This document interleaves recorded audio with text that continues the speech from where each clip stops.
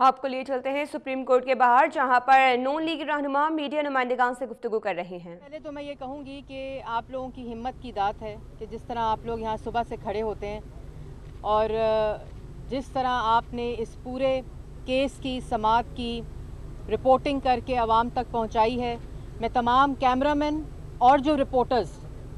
यहाँ मौजूद हैं उन सब का शुक्रिया अदा करना चाहती हूँ, क्योंकि बड़ा मुश्किल होता है कि अगर मीडिया ना हो तो आप अपना मौक़िफ़ जो है वो पाकिस्तान की आवाम तक पहुँचाएँ और जो हकीकत पे मबनी मौक़िफ़ है और उसके बरक्स वो मौक़िफ़ जो आवाम को सिर्फ़ गुमराह करने के लिए होता है, वो दोनों मौक़िफ़ आवाम तक पहुँचने चाहिए। इसलिए मैं कैमरामैन और रिपोर्टर्स, ख़ास तौर पे जो मीडिया के ओनर्स हैं, टीवी चैनल्स हैं, मैं चाहूँगी कि वो भी आप लोगों को सहराएं कि किस तरह आप लोगों ने रिपोर्टिंग की है। उसके साथ साथ आपने देखा कि आज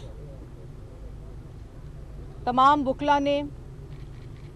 और पिटिशनर्स ने भी रीबट किया है, और इससे जो पहले दिन वज़ीर आज़म का मकसद था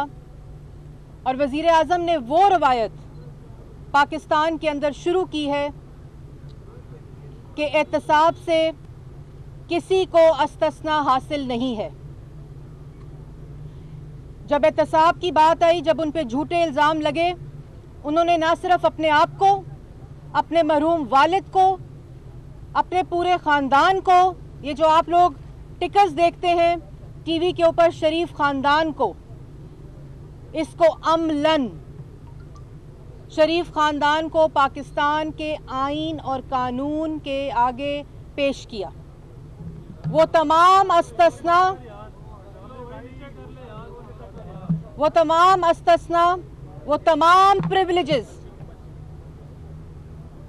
बच्चे आप सबको मालूम है कि नॉन टैक्स रेजिडेंट्स हैं पाकिस्तान के।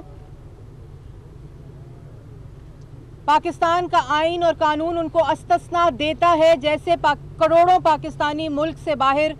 कारोबार कर रहे हैं और वो उन मुल्कों के कवानीन के मुताबिक अपना कारोबार कर रहे हैं। लेकिन फिर भी वज़ीर आज़म ने कहा, क्योंकि मैं पब्लिक ऑफिस होल्डर हूँ और तमाम प्रिविलेजेस और इस्तिस्ना होने के बावजूद ये रवायत वज़ीर आज़म मोहम्मद नवाज शरीफ, जो तीसरी दफ़ा मुंतखब वज़ीर आज़म हैं, उनके अलावा पाकिस्तान की तारीख़ में किसी भी सियासतदान ने नहीं रखी। इसलिए मैं मुबारकबाद देती हूँ पाकिस्तान की आवाम को कि मौजूदा वज़ीर आज़म 2 दफ़ा वज़ीर आला, 3 दफ़ा वज़ीर आज़म, एक भी पाई की, एक भी पैसे की जो पाकिस्तान की आवाम की अमानत है, उसमें किसी किस्म की करप्शन, किसी किस्म का कमीशन, किसी किस्म की किकबैक, किसी भी किस्म का कोई भी तासुर कि करप्शन हुई हो, इतनी ज़्यादा इन्वेस्टिगेशन होने के बावजूद दूसरे मुमालिक से कागजात जिस तरह आए वो दूसरी बहस है कि एक मुखबर और खुफिया एजेंसी जो कि अपने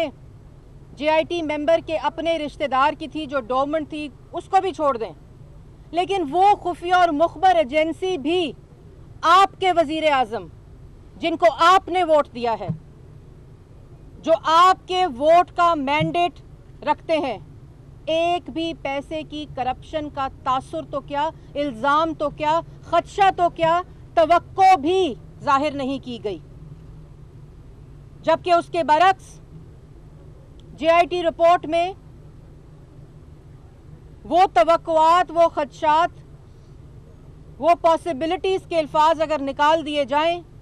तो वज़ीर आज़म पे किसी किस्म की और शरीफ ख़ानदान के ऊपर किसी किस्म की भी करप्शन जाहिर नहीं होती। इसके साथ साथ आपने देखा, जैसे मैंने कल कहा था और मैं एक दफ़ा फिर दोहराना चाहती हूँ कि जो सुप्रीम कोर्ट के आला जजेस, मोहतरम जजेस और बेंच जब सवालात कर रहा होता है, क्रॉस क्वेश्चनिंग कर रहा होता है, वकला अपने दलील दलाइल दे रहे होते हैं, तो वो रवां तबसरा होता है और उससे सुप्रीम कोर्ट के ऑर्डर का ताल्लुक तब तक नहीं होता जब तक सुप्रीम कोर्ट ऑर्डर पास ना करे। इसलिए जो सुप्रीम कोर्ट के कमरे के अंदर, अदालत के कमरे के अंदर जो बात हो रही होती है वो सुप्रीम कोर्ट का ऑर्डर नहीं होता, और वो रवा तबसरा सिर्फ सुप्रीम कोर्ट के अंदर कार्रवाई की रिपोर्टिंग होती है। इसके साथ साथ आपने देखा कि कल जो दो कागजात, क्योंकि मौक़िफ़ ये था कि जितने JIT ने कागजात,